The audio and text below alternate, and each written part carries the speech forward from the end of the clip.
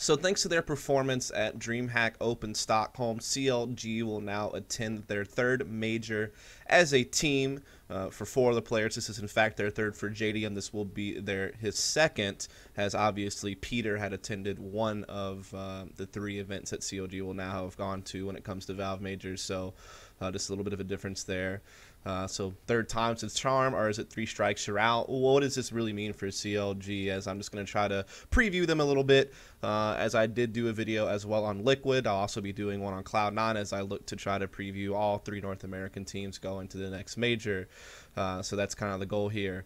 And just to talk about this team, I'm not going to go too far back into history. I've made several videos about CLG in the past, and their roster remains pretty much the same. So you can go check out some of my former vlogs about CLG if you want maybe an analysis of them in a more distant past rather than what's most recent. But where I will pick things up at is where they made changes, where, not to their roster, obviously, they're a team that doesn't really do that a whole lot, but they did make some changes within the team as far as player roles and things of that nature, and so that's kind of more of what I want to discuss here, because at the CEVO Season 7 Finals, which was just a few months ago, they had changed in-game leader, where they had put Cutler in an IGO role. Now, part of this was because Finesse couldn't attend the Season 7 Finals because of some type of visa issue, which is why they had to use Sangsington as a stand-in. But I believe it was something they were exploring anyway. And I think that this LAN just became an opportunity to kind of give it a test drive, to see how it would work, to see how things would go. It was a perfect scenario to try it. And they stuck with it going forward. And I'm not going to analyze this event too much because they were using a ringer after all as far as the results go, but it is important to note that they were able to best Liquid on LAN, which these teams have been pretty even online leading up to this event. Now, obviously, this is the Liquid prior to picking up Hiko, but that was a good result for them to be able to beat Liquid. They also looked a bit more competitive against Cloud9 this time around, you know, being able to take them to overtime on Cash the first time they played them in group play, as well as putting up a respectable score against, you know, Cloud9 on Cobble. Then whenever you look at the next time they played Cloud9 later on for elimination, putting up a decent map on Dust 2, but, you know, getting kind of crushed on Cash the second time around. And this, of course, was Cloud9 right after they had gone on their, you know, 3 events in a row of second place. They were looking really hot. This would be the first event where they started to maybe drop off a bit, though that's debatable. So, I mean, overall, this wasn't a terrible performance by CLG by any stretch of the imagination. Now, going into the ESL 1 Cologne qualifiers to play at the last major that we had at NA, they did perfectly fine. I mean, they didn't have any issues in group play. They 2-0'd Liquid. I guess there was one close map involved, but otherwise, you know, did a great job there. Now, prior to going to Cologne, they played at IEM Gamescom 2015, where they managed some close maps against some teams such as Envy on Inferno. That's a pretty decent result, especially since Inferno is not really a map well known for CLG. Typically, they ban that map, in fact, a lot in online league play. I think this is the first LAN that we saw the current form of Envy playing as a 5, when they first picked up Apex and Kenny S. So obviously they were a little bit of a new team. They weren't quite as polished, but still this is a decent result. Also putting up a good performance against TSM on Train, though a little bit disappointing that they, I guess, got beat by SK and they weren't able to do much against TSM on Inferno. But point is, this is where you start seeing a pattern of where they're putting up close games, but they can't close those games. Or they're able to put up decent numbers. Like, for instance, against TSM on Train, they had 10 rounds in the first half on CT side, so a good start. Just couldn't quite piece together a T side to close out the game. Against Envy on Inferno, they put up 9 rounds on the CT side, so probably a round or 2 short of what you want, but, you know, weren't able to get enough going on the Terra side to really challenge or close out that game. And this is where you start to kind of see that trend, though. You had seen it in the past as well, but this is, of course, with the new roles on the team, which I'll discuss after I get past these results towards the end.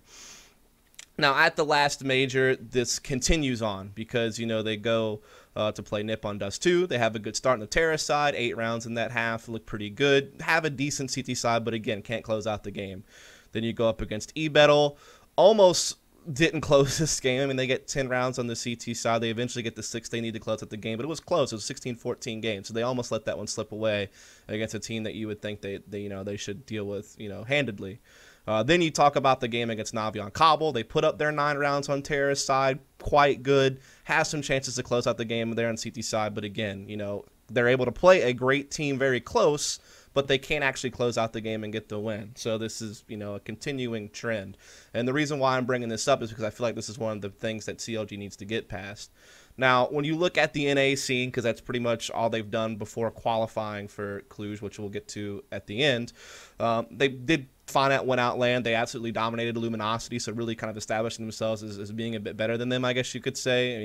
They beat them, 4-2 in maps at that event. So, that was, pretty solid for them, including some really big wins, winning Cobble, winning Cobble very huge, winning Cash huge. In fact, they won Cobble in a big way twice. So, yeah, and getting a win on Overpass against Luminosity is also pretty good for CLG. So, good results there, right? And PGL, they start out well by beating Liquid 2-0, but later on they would lose to Luminosity after some really close games, like some 16-14 games, and then they would lose against Liquid to get eliminated and not make it to the PGL finals. But really close games against Liquid. Of course, this is now the new Liquid with Hiko. This is the Liquid that's now picking up steam. They're looking much better. I did a whole video about this, by the way. This is the part 1 of the preview for Cluj. I talk about this pretty detailed. So I guess the point I'm trying to make is some people might look at PGL and how that went and think, oh, this is CLG dropping off. They're not doing as well. But I really think this is more of a story of Liquid excelling, growing, becoming a much better team, and then CLG not being ready to handle that. Not used to seeing that from Liquid, so to speak. They had just beaten them quite easily earlier in this tournament. Then all of a sudden Liquid comes out swinging. And so I think it's more of a sign of Liquid improving rather than CLG falling off when you look at what happened in PGL and the NA scene. Iowa Power Fall Tournament, it's pretty much the same story, right? Getting eliminated by Liquid in an 0-2. Getting beat on maps like Cobble, which they had looked pretty good on against Navi back at Cologne, but also a map that we see later, Liquid's able to even beat a team like Fnatic on the PGL final. So it's obviously a map that Liquid were getting pretty good on. And then also a loss on Overpass, which is another map that Liquid has looked pretty solid on lately as well, giving VP a pretty good run on it at the PGL finals. So last but least now, when it comes to just looking at their current results, we look at the Cluj qualifiers, where they were able to 2-1 the Polish team, CSGO Lounge. They did lose Dust 2 in overtime, but won Overpass and Mirage, pretty well. Then they went on to beat Flipside Tactics on Cash and Train. Now that we've got past the results, let's look at the pros and the cons of the team, because that's kind of what I did with Liquid as well. Just what's going right for this team, and what's also maybe some cons to the team. So when you look at pros to the team, I think they have everyone in their optimal positions. I made this same exact argument when I did my Liquid preview video about how they had their roles established now. I believe it's the same case for CLG. I mean, CLG have been running with the same core lineup of players for a very long time. I mean, Finesse, Hazed, and Cutler have been playing together for a very, very long time. Tarek has now been a part of that core lineup for probably over a year as well. And while JDM's only been on this team, not as long as the others, he used to play with them in the past. So this is a team of players that have a lot of time together, a lot of time spent and invested in making this group of players work. And I think now finally they have everyone in the correct role, and you're seeing everyone's form be about where it needs to be, or getting better, improving, as it needs to, obviously, to get better results. And what I mean by that is since Cutler has moved into the IGL role, when previously he was more of just a support player, moving into the IGL role, the team looks better when it comes to shot calling. They look more disciplined. They don't seem to make as many mental mishaps. They just look like a much more crisp team in how they approach the game. That's just kind of a general look at. I can go into detail about each map, but I don't want to drag on too long. And the other important note is that Cutler was always considered in the past, when he was a support player, to be almost the best player on the team, just because of how consistent he was. Maybe he wasn't top fragging all the time, but he almost always was second or third place on the team. He was usually going to be in the high teens to mid-20s on a pretty regular basis. I mean, the dude was performing, putting up numbers. Sometimes when someone steps into an IGL role, those numbers begin to deteriorate, because now they have to split their focus between being a fragger as well as being able to direct the team and lead the team properly. But this hasn't seemed to have taken too big of a hit on Cutler. He still seems to be performing quite well when it comes to fragging. So this is great that you're able to change IGL, look better, like a better led team with him in the IGL position, And he's still able to frag fairly consistently. Like, this is a dream scenario, basically, for CLG for how that played out. And so that's a really, really good thing that happened for them.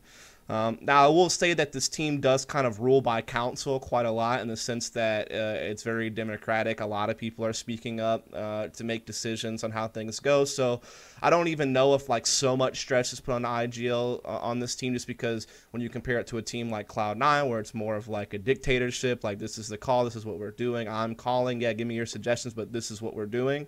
And you know, the ability to say no, we're doing this, you know, that type of deal over there. Whereas I think on CLG it's a bit more loose. It seems like there's a bit more input being used there to assist Cutler, same as it was when Finesse was leader. And so maybe that's kind of helped take some stress off of Cutler as a leader, that he has other people stepping up and helping. That can also be a con, though, when people are having opposing views, you know, who really steps up and says, no, like, this is what we're doing. I mean, I'm not really sure. I don't have as much insight into how the leadership works on that team on a day-to-day. I just know that by looking at the matches they've played since Cutler's become IGL, it looks like it's better. So either the discussion taking place within the team is better now, it's more organized, it's not as all over the place, or Cutler is a really firm leader. Whichever it is, they look like a better led team with Cutler leading, and he's still fragging well. So this is a big positive. Looking at other roles, I mean, you have Hayes back into an entry fragging position. He used to be kind of a lurker when Finesse was IGL and kind of support. So you'd see Hayes doing a lot of lurking missions, like lurking B on Cash, for example, or different things like that, right? Whereas now he's been slid into more an entry fragging position. So he's taking long B platform on Cobble by himself, or kind of being the leading force there. On Catch, he's not lurking B side anymore. That's going to be more Finesse. Hayes is actually more involved in the execute. In fact, leading the execute most times at mid or over at A lobby, just to give, you know, a map example. So, and Hayes used to be an entry fragger a time ago for this team. You know, like, again, they've switched roles on this team several times. And Hayes had entry fragged at one point in time in the past. And so now he's just kind of going back to that role, because Finesse, no longer in-game leading, is now dedicating himself to a lurking role. And so these are interconnected, obviously. And I think the point I would make is I think Hayes has looked pretty good in this entry fragging role. He's either putting up good numbers or he's just doing his job, whichever one, or both. And so I think that this has actually looked pretty good for the team. It also means that Tarek doesn't have to be the main entry force. He can be more of a secondary entry fragger, or even more of a wild card type, because you have Finesse really locked in as a lurker. You have Hayes really locked in as entry. You got Cutler really locked in as a support, and you obviously got JDM opping. So this allows a little bit more freedom for Tarek without it causing a burden for how the rest of the team works, in my opinion. And so I think that this is great. I think Tarek is still giving you the same performance you expect, and I think he has a bit more freedom now. I think Hayes is performing better in this entry fragging role and doing his job quite well. I've obviously already talked about Cutler. When it comes to JDM, his opping is great. Like, his rating, like if you look at HLTV ratings, for example, has steadily gotten better every single event that he's attended. He's just looking better and better every time he gets a little bit more experience under his belt at an international LAN setting with this team. I think he is one of the best oppers in the NA scene, if not the second best opper behind Skadoodle, if you don't include Fallen. I think there's kind of a debate there between who's best, second best in the NA, you know, region, since, you know, Luminosity's competing in the NA region between Fallen and JDM. But, I mean, JDM, when he's on his game, when he's got the op in his hands, he looks really damn good a lot of the time, and he really helps produce for this team. And so I think that that's been good for this team as well. Now, when it comes to Finesse, he's looked better since he's dedicated to lurking rather than being like an IGL support player. I think there is still some room for improvement there, but I think he does look better than he had in the past. So this is good news for the team. Like, you have everyone in their appropriate role, in my opinion, and it seems like Cutler's form hasn't changed at all fragging-wise. Neither has Tarek. Both those guys have usually been pretty good fragging-wise for this team. They still are. Hayes seems to be improving. JDM seems to be getting better each event. You know, and Finesse is getting slightly better as well. So, I mean, literally, like, when you look at player form and roles, everything's moving in the right direction for this team. And so this is, like, really good news for them. Now, what are some of the cons? What are some of the bad things for this team? First of all, I would say that because now they have everyone in their optimal roles, and because you see player form either steady or getting a little bit better over time, this is it. Like, I think this is CLG's last chance to make things work before they have to make a roster change. That's just how I feel about it. I think that they have gotten to a point where they have everyone where they need to be, And so they're either going to keep rising and start getting some better results, in which case, obviously, nothing needs to change, or you're going to see them plateau at some point, which we may already have seen them plateau. Maybe the best they can do with this 5 is get these best-of-1 wins or get these close games but not be able to close or not be able to do anything really big in a best-of-3 series. It's hard to really know. I mean, sure, they had some good best-of-3 series against Flipside Tactics and CSGO Lounge to qualify for the major, but what happens when we start putting them against some top 10 teams in the world, in best-of-3 situations? Yeah, every now and then they get a nice best-of-1 victory, beating Fnatic at the ESL ESEA finals. They obviously, you look at the history way on back, like way to the beginning of this year at Aspen and forward. You always see them get these nice best-of-1 wins, whether it was against Envy on D2 or Titan on D2 or, Hellraisers on Nuke or just whatever. Like, they've managed some good best-of-1 wins throughout their careers, but when have they really had a big best-of-3 win over a top, 10 team in the world? That's really what we're still waiting for them to be able to do. And if they can't do it now that they have everyone performing really well and in the correct roles, then at that point, a roster change needs to be made. Who would it be? I mean, Finesse is maybe a likely target just because everyone else seems to be performing really well and seems to be in the right spot. But I'm not looking to scapegoat him. As I said, I think he's looked better now that he's, focused on lurking. I think he is helping the team out now. But I'm just saying, like, if you still can't get anything going, if you still find that you've plateaued here, then there might need to be a change that needs to be made. I'm not sure who it would be. I know several people on this team have been willing to step down in the past to bring in better players back when they were trying to hunt for Skadoodle and Hiko. So it doesn't seem like it would be too big of a problem to bring someone else in. It seems like people will be willing to do it if it's needed. And like I said, it's not needed now, but depending on how they do at Cluj and how they do at this iBuyPower Cup and how they do at maybe, I guess they're not going to IAM San Jose, I don't guess, but we'll just have to see how they do over the next couple of months and go from there, basically. I would say that their preparation has also not been the best going into this major. In fact, I don't think they've ever done like a boot camp in Europe before a major, which I think is a really big problem. I think they should have the funding and resources and materials to do that. They live in a house together, so obviously they're full-time committed. There should be no excuse to why they can't take a trip to Europe a week before the major and do some boot camping. It's definitely done a lot of teams some good in the past when it comes to the NA region, when teams like Complexity and such had done it. They've never done it before. I don't get why. I think it would be very beneficial for them to just boot camp in Europe for a little while, get a feel for playing against those teams, work on things, learn a bit more about themselves and what needs to be fixed. I just think it'd be a great idea, and I think it's a shame they haven't ever done that before. Maybe I'm wrong, but I don't think they ever have. I know maybe there was that one major they went to where like the major provided like a little mini boot camp. I think it was one of the DreamHack events or something like that, so maybe they did that. But otherwise, they haven't, stepped up to do that. I think that's a big issue.